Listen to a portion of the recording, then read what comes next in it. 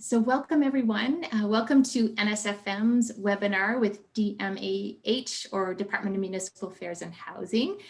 So this is a webinar on capital and operating grants. So my name is Debbie Nielsen. I'm one of 5 staff at NSFM. And with us today, I'm not alone. We have Judy Weber, who's in the process of admitting people.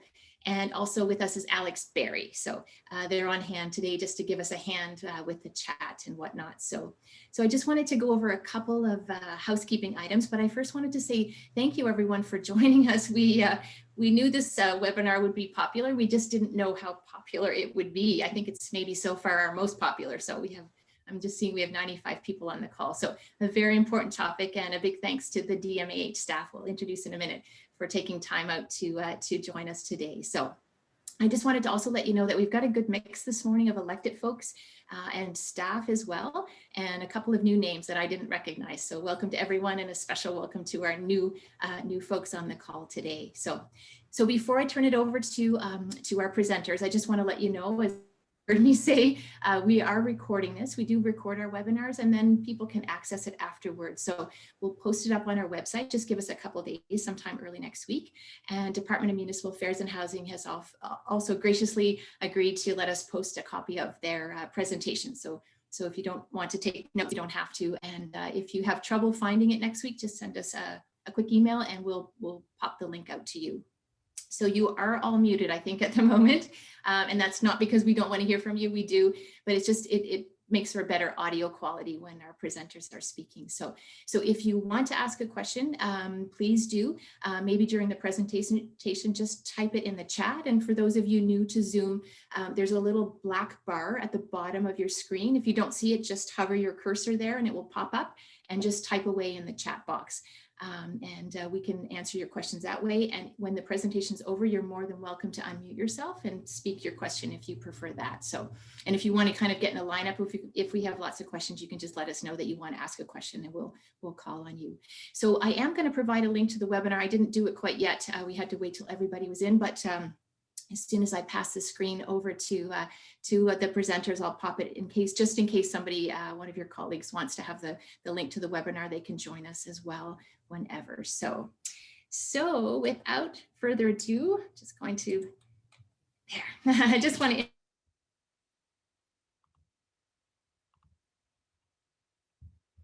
Oh, you're muted again, Debbie, sorry. I went into mute all mode there. Sorry, go ahead. Okay, can you still see my screen, Jude? It's kind of disappeared. No. You can't see my screen? Just black screen right now. Okay, I don't know how to bring it back. Just give me 2 seconds. Well, I'll just introduce our presenters, I'm sorry. So we have 3 today. We have Ahmad Shawan, who's the acting manager for infrastructure. We also have Bung Sung Chow McDonald, also an acting manager. And Bung Sung, I think you're with finance and grants, I want to say, I think. And we also have Renee Frigo, who's my colleague, and he's a program officer. So I think Ahmad is going to take over. He's going to be the first up to present a few slides. And so since I already stop sharing my screen, Ahmad, whenever you're ready to pop yours up. And just remember that you have to unmute yourself. I see Bong Sung has unmuted herself. So thank you, everyone. And I will pass the virtual floor over to our presenters. So hello, everyone. So I will go first, and Ahmad will follow me. Okay, so we'll be talking about capital and operating grants today. So I'll be talking about operating grants, and we're a small team of 2 people. We have James, program coordinator, and myself. So what we do is we provide operating grants to municipalities and villages. So I'll be showing what they are on the next 2 slides, but there are 6 operating grants that we deliver annually, and our annual budget is 78 million. And we also administer uniform assessment. We call it UA. It is a total assessment number that represents a municipality's ability to pay or contribute. So it's basically municipality's tax base. So I would like to talk to you, why we need to calculate UA and how we calculate UA, but I will save it for another day because we'll be talking about operating grants today. But if you have questions or if you want to know more about UA, just please contact me after presentation. I'll be happy to answer any questions you have. So, and we do thorough review of SOE assessment. So SOE stands for Statement of Estimates, and it's a form that municipalities fill out with assessment data that allow us to calculate uniform assessment and 2 of the 6 operating grants. So one is Provincial grant in lieu of taxes, and another is fire protection grant. I'll be talking about them later. Throughout the year, we receive a lot of emails asking whether certain properties are eligible for operating grants from municipalities. So we try to respond to those questions as soon as we can. So here are operating grants. Again, our budget is 78 million. And so the first 2 grants are Nova Scotia Power Inc. We call it NSPIGIL, and Farmland Property Grant. So those are grants in lieu of taxes. So what I mean by that is Nova Scotia Power properties and active farmland are assessed as tax exempt by PVSC. So municipalities don't receive taxes on those properties. So we pay grants to compensate the lost tax revenue. So we calculate them based on a Nova Scotia Power assessment value of that of your municipality and farmland acreage. So they're all calculated by a formula, and we pay them just as soon as provincial budget passed. So last year we sent around in June or May. I think it was June. So, and another grant is Municipal Financial Capacity Grant. Also, before I go into municipal financial capacity grant, so not all municipalities have Nova Scotia Power properties or farmland in their municipalities. So only the ones that have those properties receive those grants. And Municipal Financial Capacity Grant is an unconditional grant to all municipalities. The grant is determined by the formula outlined in the Municipal Grants Act. So we provide 32 million, and we make 4 installments at the end of each quarter. So, and as you may know, each municipality's allocation has been frozen for 6 years now. So, people wonder, will it be still frozen next year?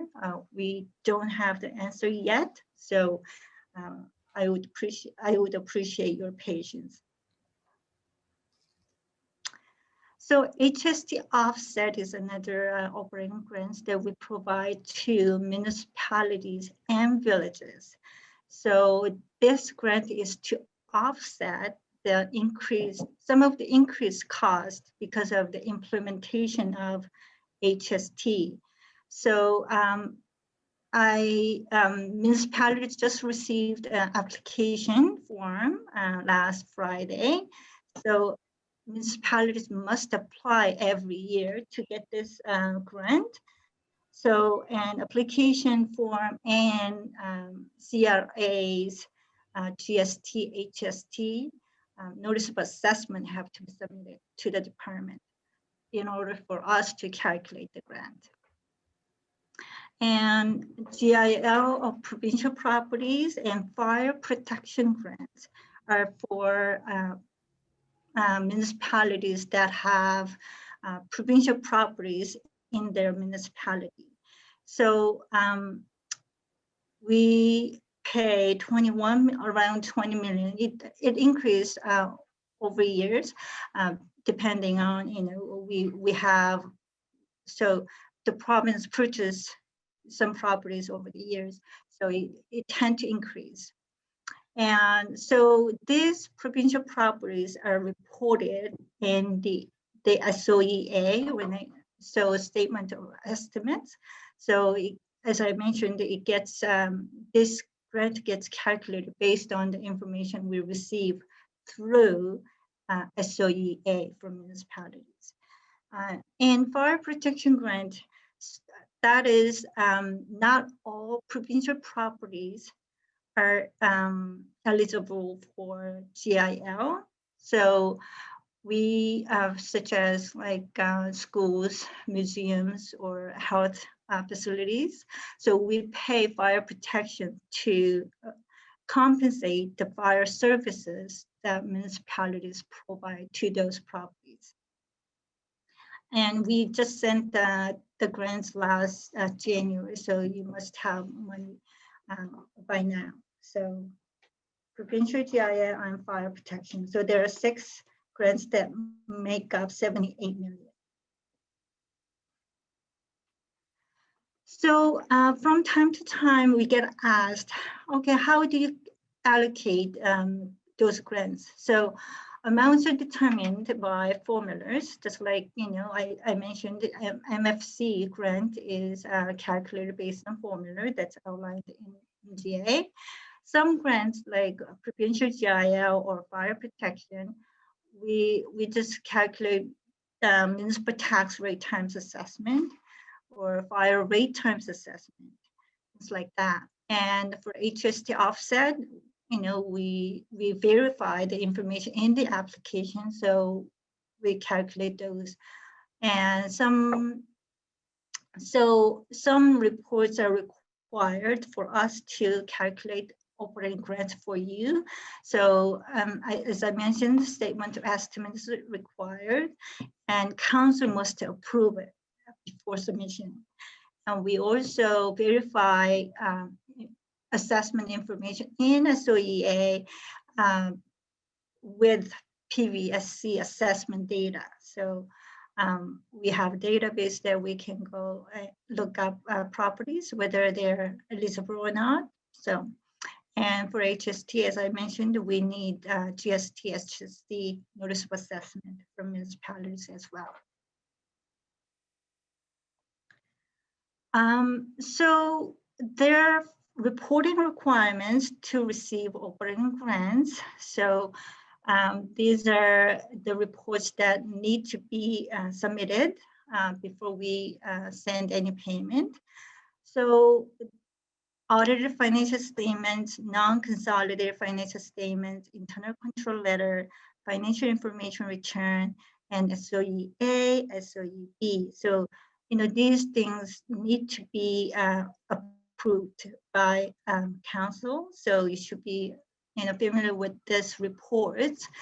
So this is another job that I do. We need all this information to calculate your financial condition indicators, and we publish municipal report that we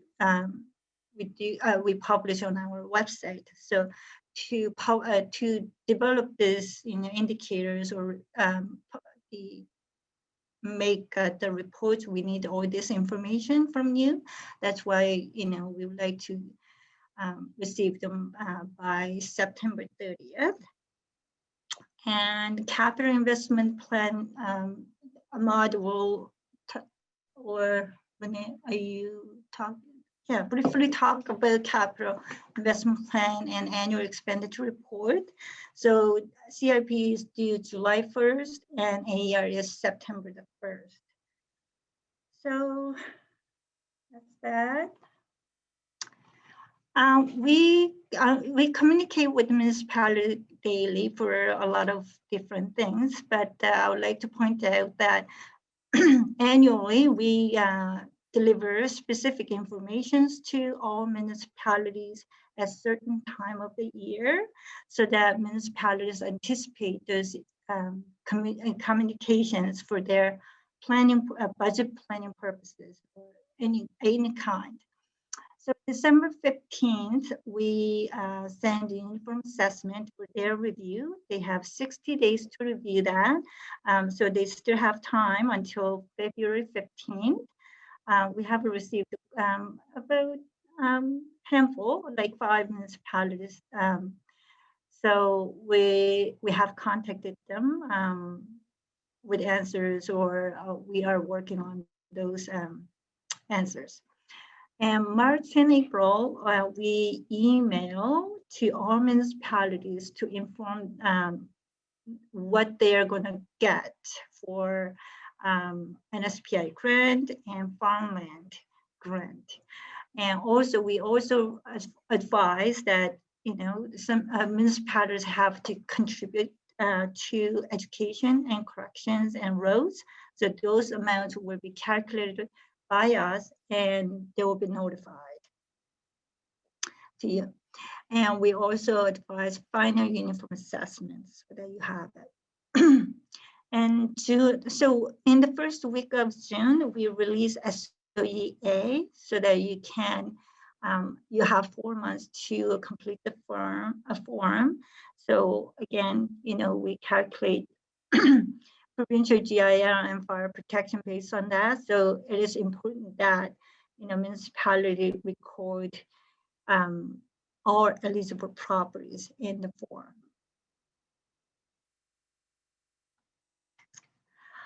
In case you didn't know, I just wanted to point out that so the province has open data portal to make government data more accessible to individuals, businesses, researchers, and municipalities. So I thought, you know, I just wanted to let you know these are the data sets that are available for you to view. So there is a list of municipal funding program. It shows total for municipalities by program. And there are some items that data that we publish by municipalities. So UA, some municipalities ask, you know, what's UA for so-and-so's, like, you know, and what's the total uniform assessment? So things like that, so they can go on open data and look it up themselves. And we publish municipal property tax rates and things like that. And so people wonder how, so why did I get an SPI grant this much of, and we can say, okay, here's your assessment values, and your percentage of total assessment value in Nova Scotia is this, so you got that much. And farmland acreage is also available as well. So I think this is it. So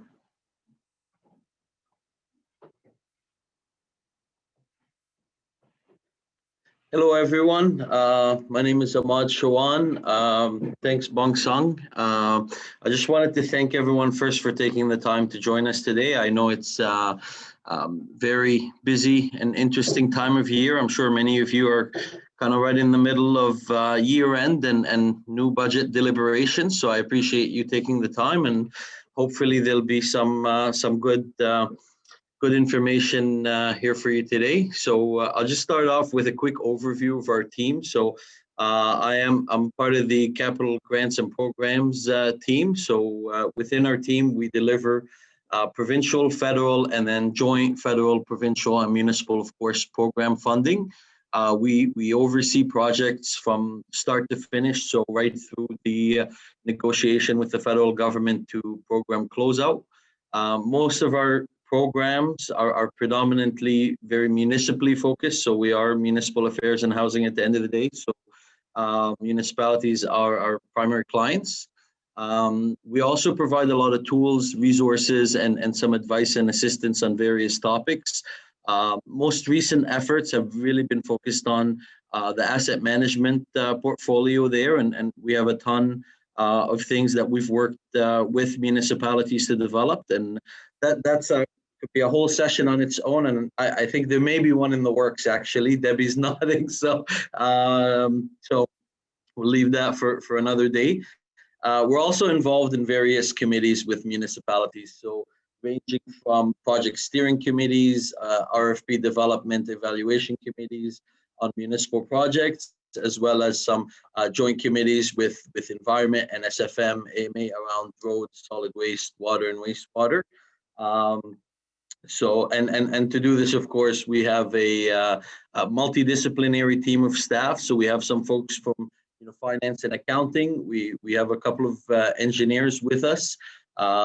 We have some program admin staff, as well as a project manager who looks after some internal projects, as well as she's the lead on our asset management strategy. So maybe before we kind of get started and dive into the programs, I just wanted to kind of clarify the focus of today. So we, as I mentioned earlier, we deliver federal, provincial, and joint funding programs.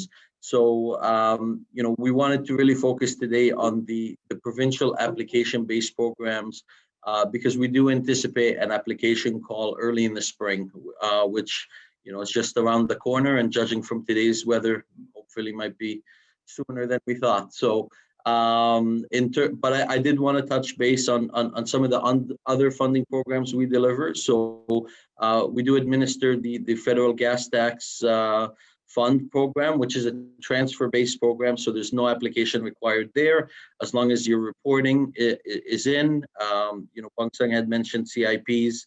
Capital investment plans and annual expenditure reports. As long as all the reporting is in, these are transfer-based payment. I believe this year we had sent it all out earlier in the year. In terms of joint funding programs, so we do administer as well the New Building Canada Fund, Clean Water Wastewater Fund, various historical joint federal provincial programs. For the most part, those are all committed. We do have some funding remaining in the Investing in Canada Infrastructure Program, and we're just currently anticipating just direction on how to move forward with the next intake. So, so we just wanted to really focus on the programs that are we expect to be taking applications for relatively soon, and hopefully once we have some direction there, we can always look to go out and communicate to municipalities on any new programs. So this is just a list of all the provincial-based application programs that we administer. So I will note here that the funding amounts are based on the most recent budget. So they are subject to change based on the upcoming budget approval. However, they've historically stayed around that range. So we will do a little bit of a deep dive into each one of them as we go through the presentation. So just some tips I wanted to kind of go over before we dive in. So some tips around leveraging program funding. So I would say starting out around the applications, it's really good to have a well-defined scope and description of what the work is going to be. As well as up-to-date cost estimates. I know many of you know, based on prior experience, it is very difficult for us to kind of revisit the project cost after a project's been approved. To be frank, typically the funding is all committed up front. So to go back to look at adding to a project budget can be challenging. So I would recommend having up-to-date cost estimates, making sure that there is an adequate contingency embedded in there, as well as if the plan is to hire external project managers, or if there could be any environmental assessment or Aboriginal or First Nation consultations involved, that they're budgeted for accordingly in terms of both costs and timeframes. Also, so in terms of project prioritization, there is limited funding. So we do look to municipalities to prioritize their submissions. And we do, for most of our programs, we do look for council resolutions to support the applications. So typically what would happen here just is once council kind of prioritizes the projects, we would work with municipal staff to kind of triage applications to see where they might fit best and where they have the best chance in terms of leveraging funding. So one of the other things we would look at here is resourcing. So does the municipality, have they committed the funds or the resources, whether it be human or capital resources, to actually see the project through to completion? And then we get to evaluation considerations. So of course, we do look at joint applications. So we do like to encourage municipal collaboration, of course. Wherever there is an opportunity for a joint application, that's definitely something that we look at favorably. Also, projects that support regulatory requirements, address health and safety issues within a municipality. And then, of course, having support for the project. So whether it be an asset management plan, municipal climate change action plan, or if the project is part of an overall municipal planning strategy, could be even a tourism strategy with some of the newer programs we have, that definitely is helpful. And of course, as mentioned prior, reporting requirements. So making sure that your financial statements, SOEs, FERS, annual expenditure reports, capital plans are all submitted to the department in time, is also helpful. So now we'll dive in kind of into each of the individual programs. So first off, we have, we coin it FRIIP, the Flood Risk Infrastructure Investment Program. There's a lot of acronyms here, so hopefully we can, they are written out, so hopefully we can keep track of all of them. So in terms of the Flood Risk Infrastructure Program, so the purpose of the program is really to reduce flood risk and community vulnerability. So with respect to eligible recipients, we have rural municipalities, regional municipalities, and towns, of course, are eligible recipients. And then the overall program budget's $250,000 provincial dollars, and those are cost shared at 50%. So there would need to be the other matching funds would typically come from the municipality. However, you could use alternate federal funding programs like a gas tax, for example, to fund the remaining 50%. Some examples of eligible projects are, river training, so channel restoration projects, floodwater containment, and as well as studies, so mapping projects and projects that kind of outline the flood impacts. And just a note here, so again, as mentioned before, projects that are supported by Municipal Climate Change Action Plan or other infrastructure risk assessment are definitely looked at favorably here. I will mention that this is not an exhaustive guide of all the potential eligible projects under this program. There are program guides provided on our website, and the link to these guides will be provided at the end of the presentation. So next up, we have the Provincial Capital Assistance Program. I'm sure many of you are very familiar with this program. It is quite popular. So the purpose here is to address kind of urgent municipal priorities, particularly ones that pose environmental or health risks. And there is a focus under this program towards pollution abatement. Eligible recipients, of course, similar to the previous program, we discussed is rural municipalities, regional municipalities, and towns. The total program budget $690,000. Similarly, there's a cost share of 50%. Again, you can kind of mix and match different funding pots. So if you have funding under another program, whether it be through a COA or gas tax, you can use that towards the municipal share. In terms of eligible projects, so some examples of eligible projects here are water and wastewater treatment plants, collection distribution systems, solid waste, and of course engineering designs and studies. I will point out, given the program budget here at 690,000, it's not a program that typically funds large, new water wastewater treatment plant projects because of the limited funding.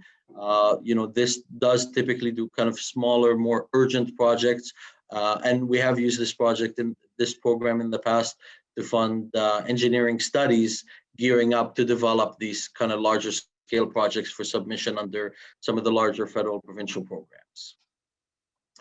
And so lastly here, this is a brand new program. This is our first year at delivering this municipal innovation program. So you may have seen there was a call for applications just a couple of weeks ago. I believe it closes February 5th.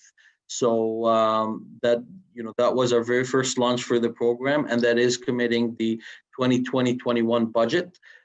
So we do expect to have another call for application in the coming months for this program as well. So if you didn't get a chance to apply, I know it's kind of tight time frames, you should have another opportunity here to apply into this program. So again, the purpose of this program is really to encourage municipal collaboration, address regional priorities, and build build additional municipal capacity.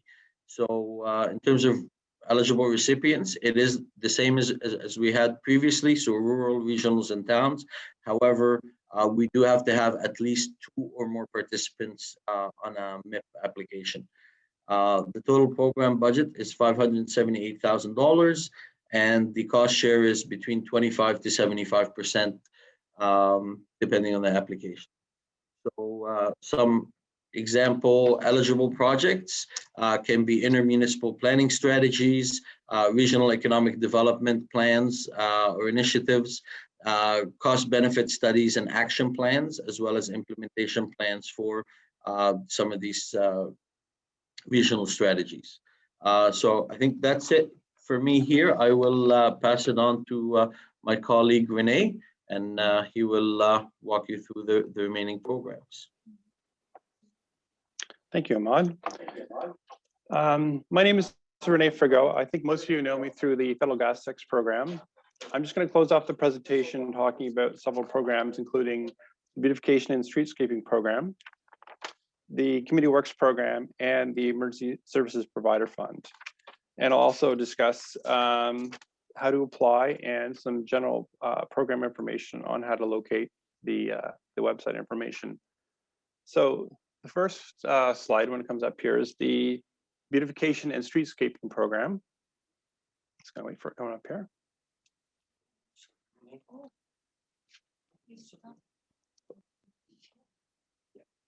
Just 1 second.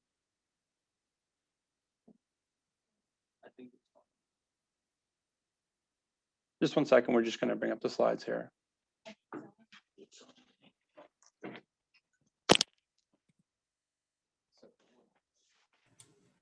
Renee, we can see most of the slide. There's just a couple of blocks on it, but I think for the most part, we can. So can everyone hear me? We can hear you, Renee. Okay, so the Beautification and Streetscaping program was first introduced in 2018-19. It's now going to the 4th fiscal year. Since 2018, there were over 101 projects funding total of $1.6 million in provincial grants. The program budget is $500K annually. However, in 2021, over $600K in programs were approved. The goal of the Beautification and Streetscaping program is to promote municipalities with funding support to invest in projects to promote increased tourism, economic development, and community rejuvenation.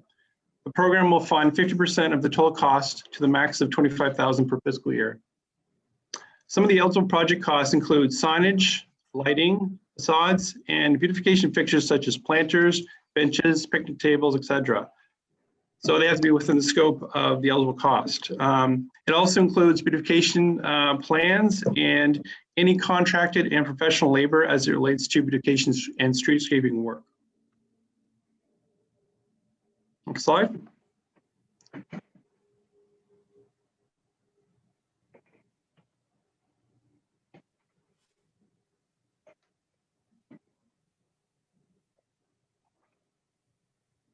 Just 1 second here.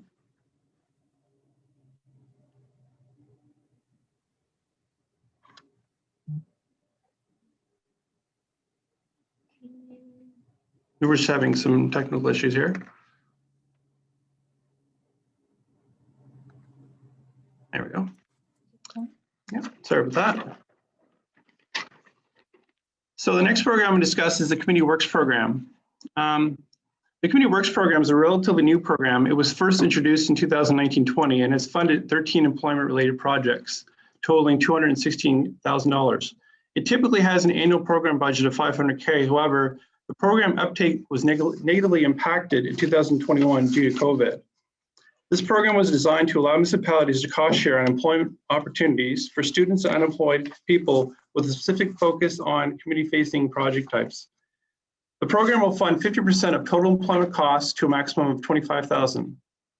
Some eligible employment costs include community-facing tourism projects, completion of, so there's an alignment with the beautification and streetscaping program, where it will fund any completion of those projects as well.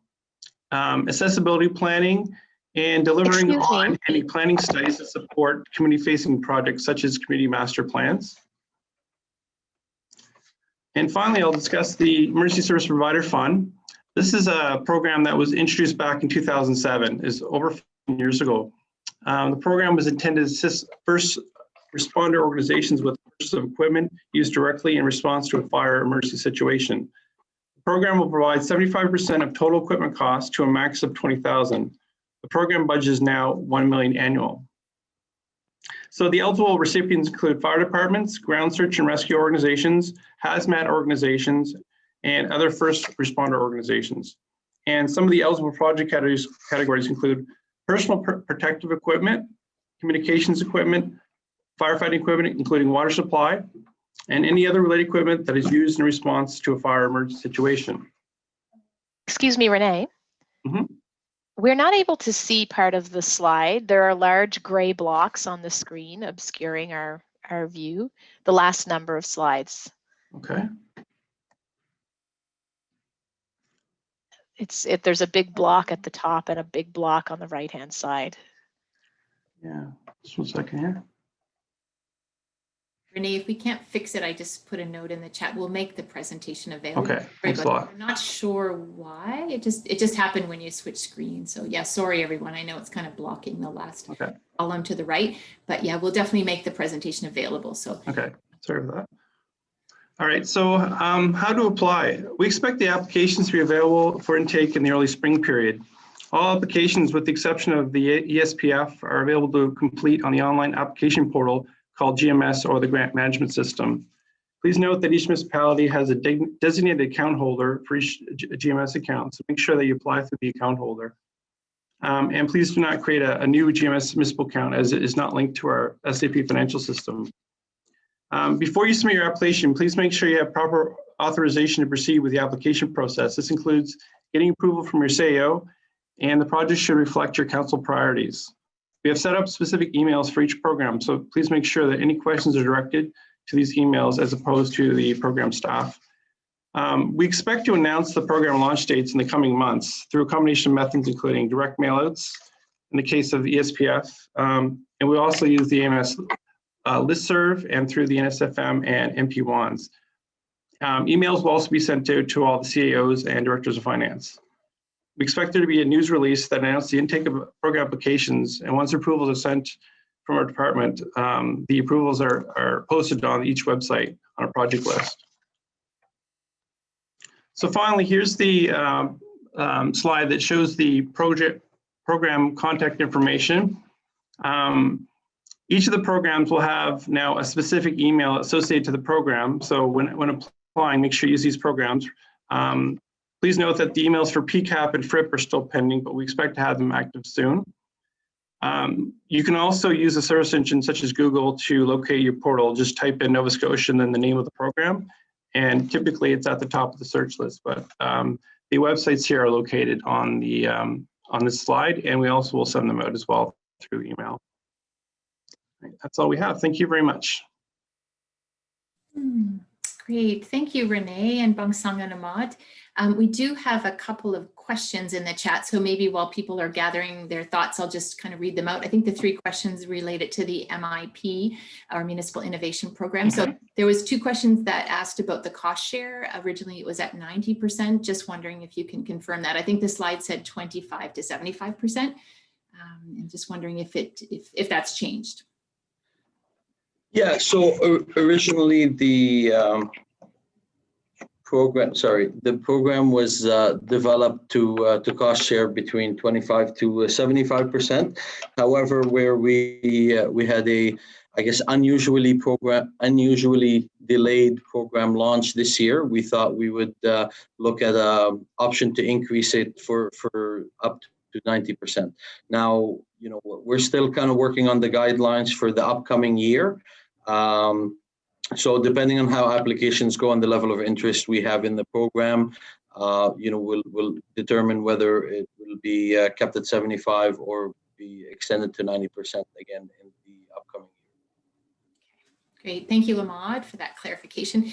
So the other question related to the MIP program was, when was the application deadline, or when will the application deadline be? I know you mentioned February 5th, but maybe the question was in reference to the next. Yeah. So the launch that we had in January of this year, so this is for this current year's budget, closes on February 5th is the deadline for applications. However, we do anticipate to have another call for applications for the MIP program early in the spring, hopefully along with all the other programs as well. Great. Thank you, Ahmad. So this is a farmland property grant question. So what are steps in place when farmland becomes abandoned? Is it up to the municipality or the province to remove them from the program, or is it a step when the farm registration is renewed?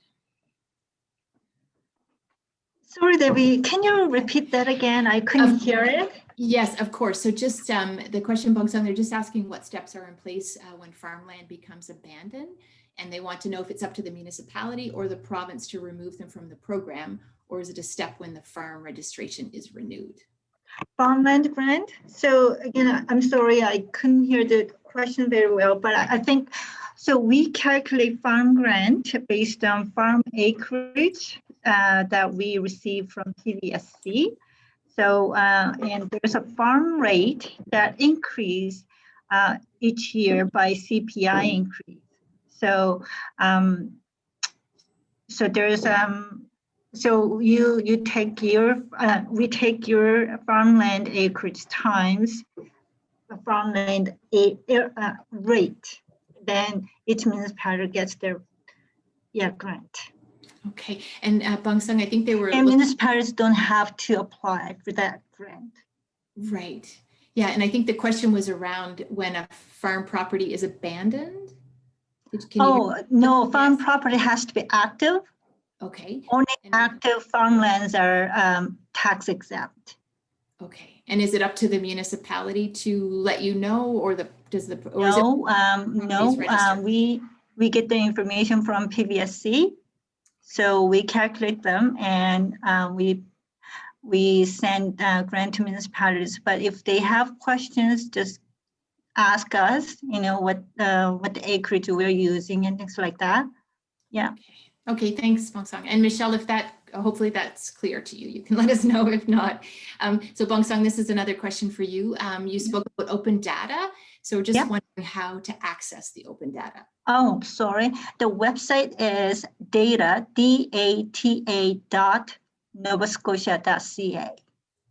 So we have a lot of data sets there from operating grants, but we also have a lot of municipal statistics from municipal finance section. So I spend 50% of my time on operating grants, and I spend 50% on municipal finance.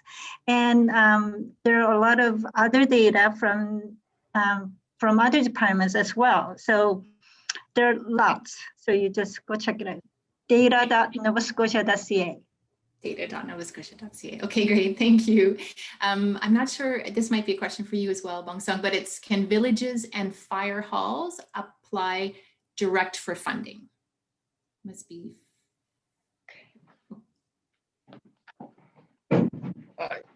Hi, sorry, I think we just need to switch out on this one. So villages and fire halls. So fire halls can, fire departments can apply directly to the Emergency Services Provider Fund. However, for villages, we do look for joint applications with the encompassing municipality. So we do look for municipal support on village applications as well. Okay, great. Thanks, Ahmad. This might be another question for you. So to confirm, there will be a call for applications for all these capital programs in the spring of 2021. I anticipate now, again, you know, as I mentioned, it is contingent upon provincial budget approval. So, you know, I think, you know, we anticipate that all these programs will remain into the upcoming fiscal. We are planning on an application call. We're not sure about the you know, if the funding levels will stay the same. They may increase, you know, some may decrease. However, they have, you know, the funding levels that are there now have been there for quite some time. So we'll kind of wait. We'll kind of wait till the budget approved before we know exactly what we can commit. Okay, thanks, Ahmad. And Warden Muse is asking, will fire hall construction projects qualify for funding in any of these programs? Unfortunately, we don't have any capital programs currently that fund the construction of fire halls. Okay. And Tom Taggart is asking, who and how is it identified as active? I'm assuming that might be in relation to the farmland, Tom, I think. Sorry, could you repeat that? Yeah, Debbie? sure. Tom Taggart's asking who and how is it identified as active? I think that might be, that question might be in relation Okay, to, yeah, I think to the farmland. Yeah, I think, Tom, let me know otherwise. Yeah, it's a PBSC that determines what's active, what's not. So yeah, sorry, I can't answer that question, but yeah, we get the data from PBSC. Okay, great. Thank you. And Judy, thank you. She posted the website address for data in the chat box if anybody wants to have a look. Our next question is, will you be offering a course on accessing the open data information? Accessing open data information? Oh yeah, yeah, sure. We can show you what's available, yeah, anytime. And would they maybe contact you, Bong Sung? Would that be Yes, the please. way? Yeah. Okay, I hope that answers the question. Okay, yeah, and thank you, Tom. You did confirm that was a farmland question. So, so I'm just looking. We don't have any other questions in the chat box. Feel free to keep typing, or if anybody wants to unmute themselves and just speak out a question, that's totally acceptable too. Give people a couple of minutes. We still have 9 minutes left. If I could, Debbie, it's Tom Taggart. Can I ask a question? Of course, Tom, go right ahead. I don't think this is unique to Colchester County, and I think it's a relevant question. There's far too much farmland, in my opinion, kind of going to waste because the owners have, in a sense, inherited it, and they live out of province, maybe even out of country. And they have no motivation to do anything with the land because they're not paying any taxes on it. So, you know, has there ever been any discussion about trying to somehow tighten that loop up and force that land to either be farmed or taken off that farm tax land kind of credit? I don't know the proper way to identify it. Yeah, again, it's a PBSG. It's PBSC property Valuation Service Corporation that determines whether it's active or not and whether it's tax exempt. So I can't answer you your question, but I can certainly find out, how they determine whether it's tax, why some farmlands are tax exempt. So yeah, we can follow up with PVSC on that. I think that's a question that's to be asked, and probably this question that I should be asking our municipality, to do our own sort of research on that. And I think we possibly have some ability to look after it on our own. I don't know, but I do believe it's something that has to be addressed. Thank you. Yeah, okay. Great, thank you, Tom. And Bong Sung, if you do come back with an answer for us, I'm happy to send it out to everybody on the call today. That would be great. Sure. Yeah, thank you, Tom. So one more question. It doesn't have to be our last one, but there's another one in the chat, and it's asking if any community group can apply to any of these programs with the consent of the municipality and not require municipal funding. Yes, absolutely. So community groups can apply if the application is supported by the municipality. We do administer the program directly to the receiving municipality. Now, where the funding, if the community group raised funds, which is going to cover the municipal share, that's fine. However, in terms of kind of our administration, we do deal with directly with the municipality, and then the municipalities can work with the local organizations and community groups. Great.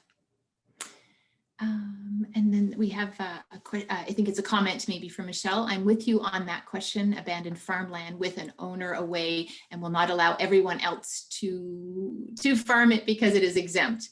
Could this information be connected to the annual farm registration and not from PVSC? I guess that's the question, so I'll repeat it, sorry. Could this information be connected to the annual farm registration and not from PVSC? Yeah, so if I can, Bangsa, so I'm not quite sure here. I mean, so I think there is a gap here. I'm not sure if PVSC does have a process. I know they have on the kind of the UA side and the residential side, they do have the appeals process and processes in place. So I think we'd have to kind of look at PVSC, what they have in place, and maybe have a chat with the advisors. I'm not sure if this is an issue that was raised through to the municipal advisors. So I would recommend having the discussion with the municipal advisors. They're really our kind of primary contacts and liaisons with municipalities on key topics like that. And if it's something that where there's a lot of interest, we can definitely take that forward and coordinate through our advisory services with PVSC to see what mechanisms are there in place and if there's opportunity for any additional mechanisms. Okay, great, thank you, Ahmad. So we have an ICIP question, and the question is there any indication if the province intends on making funds under the COVID-19 resilience stream available to municipalities? So I believe the ICIP COVID stream has already been committed. I know that there was I believe, and you'll have to excuse me, I haven't really been involved with some of the COVID related program funding. So I do believe there was the COVID Safe Restart funds that had gone out to municipalities. I think the ICIP COVID stream was primarily focused on provincial priorities around health, education, and seniors' homes. And it had been committed towards those projects. Okay, great, thank you. Yeah. Thanks, Ahmad. So last call for questions. Anyone want to type one in the chat or speak one out? You're welcome to. Yeah, there's another one. So hello, will there be an ICIP call this year for water and wastewater projects? So I think we're kind of waiting for direction, and so I think as you can imagine. So I will clarify. So with the ICIP program, it's a very large program, and it does, under the federal agreement, it does require provincial contribution as well. So there's a substantial provincial budget that needs to be approved in order to support a future call for applications. So we're kind of, waiting to see, receive direction on the application launch. However, as we're always gearing up and ready to try to move on applications.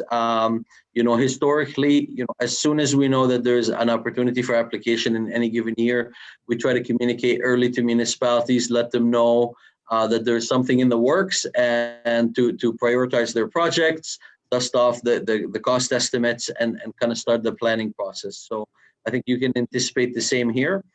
So as soon as we have any kind of confirmation on when the next application call might be, we will be going out through the NSFM, of course, AMA, MP1s, and other avenues to basically send the message out to municipalities to start planning and prioritizing projects.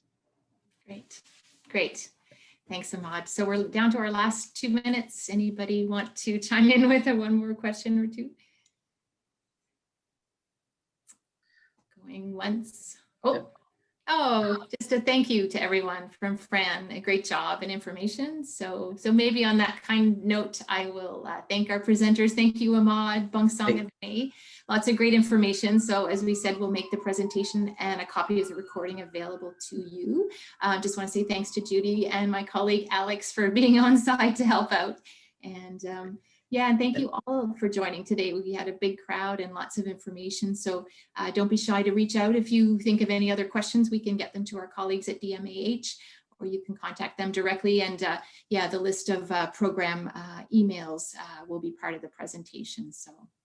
And thank you very much for having us. And Debbie, I know you and Judy have put in a lot of hard work making this happen, and a lot of the behind the scenes planning. However, we still managed to come through with some IT difficulties, unfortunately, but that's the way of the world now. But thank you guys very much for all your hard work and putting this together in a really opportune time. So thank you.